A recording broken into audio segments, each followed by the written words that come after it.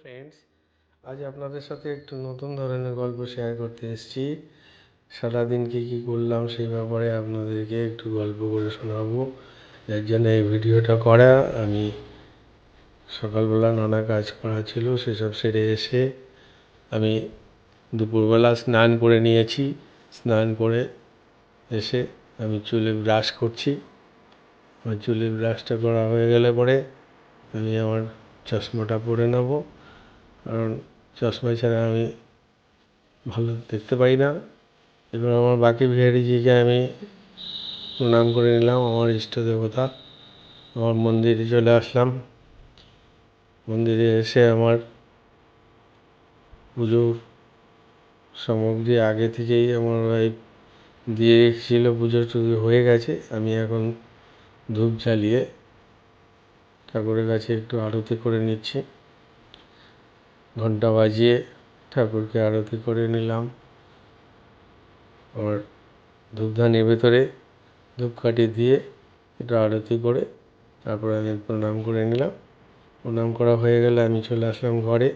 খাওয়ার একটু দেরি আছে, আমাকে খেতে ডাকবে। তার আগে একটু বসে কী করবো পেপারটা দেখে নিলাম, ডেকেছে আমাকে খেতে। আমি চলে আসলাম আমার খাওয়ার টেবিলে। আমার খাওয়ার টেবিলে আজকে নানা রকমের উপকরণ আছে। ভাত দিয়েছে, সঙ্গে ডাল আছে, লাউর তরকারি, সঙ্গে কুঁদরি ভাজা, চিকেন আছে, ডিমের অমলেট আছে। আমি মোটামুটি এগুলো খেলাম। আমার চিকেনটা আমি খাবো না, চিকেন আমি খুব ভালোবাসি না। আমার খাওয়া শেষ হয়ে গেলে আমি উঠে গেলাম। এবার এসে মুখ ধুয়ে এসে আমি ওষুধ নিয়ে বসে গেলাম। দুপুরে খাওয়ার পরে ওষুধ, সেটাকে আমি খেয়ে নিলাম। ওষুধ খাওয়া হয়ে গেল। এবার একটু মলম একটা আছে, যেটা পায়ে দিতে হয়, দিয়ে নিলাম। আমার ওয়াইফের সঙ্গে কনসাল্ট করছি, কারণ আমার ওয়াইফ আজকে যাবে একাই মেয়ের বাড়িতে। আমি আজকে সাথে যাব না, আমি পরে যাব। ওনার যাওয়ার ভাড়াটা দিয়ে দিলাম। উনি বেরিয়ে পড়লো ব্যাগ ফ্যাগ নিয়ে। একাই যেতে হবে ওনাকে, কিন্তু একা তো ছাড়া যায় না, তাই আমাকে সাথে করে স্টেশন পর্যন্ত যেতে হবে। স্টেশনে ট্রেনে তুলে দেবো, এর জন্য স্কুটিটা বার করে নিয়েছি। স্কুটিতে করে ওনার সমস্ত লাগেজগুলো তুলে নিলাম, কারণ উনি একা বইতে পারবে না। স্কুটিতে করে নিয়ে ওনাকে আমার স্কুটিতে করে স্টেশনে নিয়ে যেতে হবে। স্টেশনে চলে এসেছি আমি, এসে অপেক্ষা করছি। এর মধ্যে অ্যানাউন্সমেন্ট শুনলাম, শিয়ালদা হাবড়া লোকাল কিছুক্ষণের মধ্যেই ঢুকবে।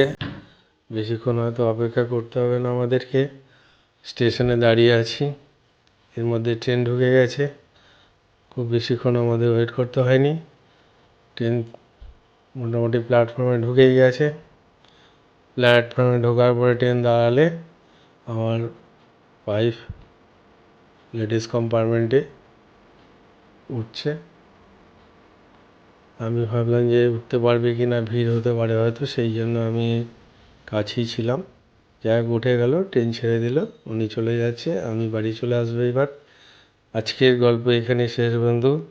আবার কোনো একদিন দেখা হবে, সেদিন আপনার সাথে গল্প করবো। ভালো লাগলে লাইক শেয়ার এবং কমেন্টস করবেন।